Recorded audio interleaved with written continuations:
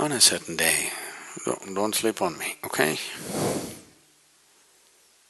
A man was going about selling hats in the tropical heat of India. Village to village, selling hats. In the afternoon, he was very tired, came and sat under a tree, opened his packed lunch, ate it, dozed off. After some time, he opened his eyes. To his dismay, all the hats were gone. He looked around, where are the hats, where are the hats? He couldn't find them anywhere. Just by chance he looked up, there he saw a whole bunch of monkeys sitting their hats on.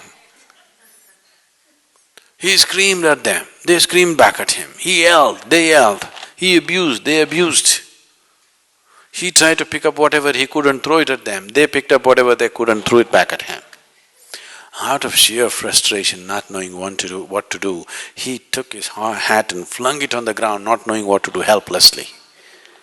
All the monkeys took their hats and flung it on the ground. He picked up these hats and went about selling hats. That was in early 20th century. This is 2009, November. Another hat seller going about selling hats in the summer season, and in the afternoon he came and sat under a tree. He opened his packed lunch, ate, promptly fell asleep. When he woke up, the hats were gone. He didn't look around, he looked straight up. All the monkeys were sitting with hats on. He got up and jived. They all jived with him. He made faces, funny faces at them. They made funnier faces at him. He had all the fun he wanted to have with them, and then he took his hat and flung it on the ground. A baboon of a monkey came down, picked up the hat, walked towards him, gave him a tight slap in the face and said, "You fool, you think only you had a grandfather?"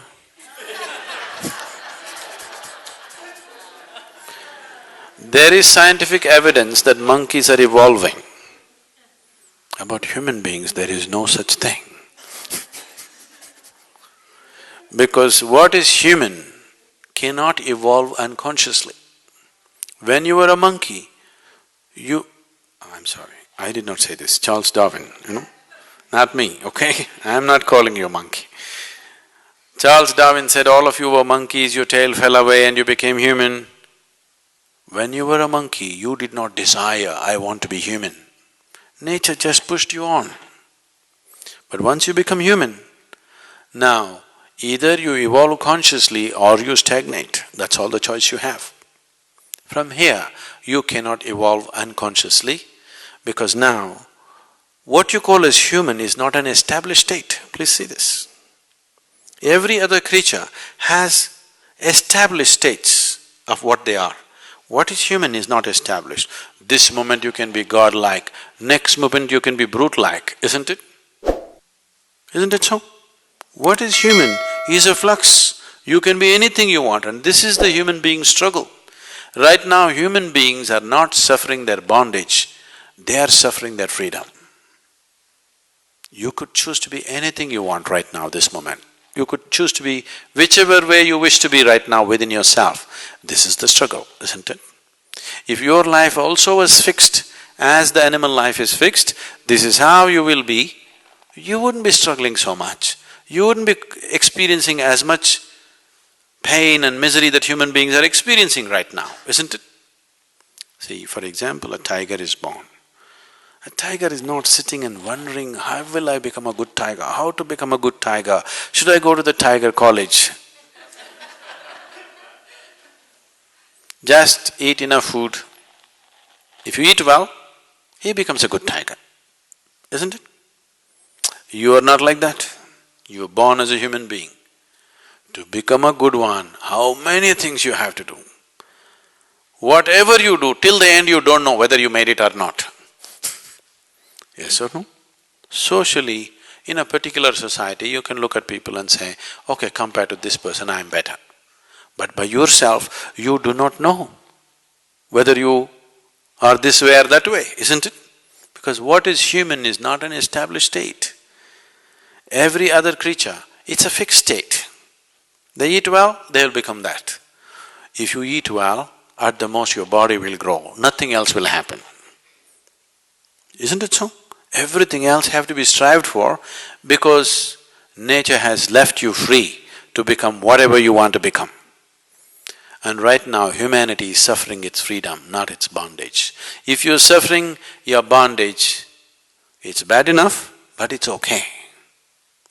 Because if you suffer your bondage, you will want to become free. If you suffer your freedom, it's a tragedy, isn't it? Isn't it so? Once you start suffering your freedom, it's tragic, because what is the way out of freedom? There's a way out of bondage. Where is the way out of freedom? I can bind myself. Please see in how many ways you're trying to bind yourself. You're trying to find a way out of freedom. There is no way out of freedom. There is a way out of bondage, but there is no way out of freedom, isn't it? Freedom is a benediction if you're aware. Freedom is a curse if you're unaware. So right now, don't curse your freedom, you just have to become more aware. Starting with this, how this works. If you become aware, then this freedom is such a fantastic thing. Such a beautiful thing it is. Because you could be whichever way you want. You could be whatever you want right now within yourself. No animal, no creature has this freedom except the human creature, isn't it? Isn't it so? Shall we exploit this or no? If you do not choose, if you remain a compulsive creature, you cannot call yourself a full-fledged human being. That's why I said it's an evolutionary problem. Only when you're able to do everything by choice, you can say, I'm human. Because a human being essentially means he is what he is by choice.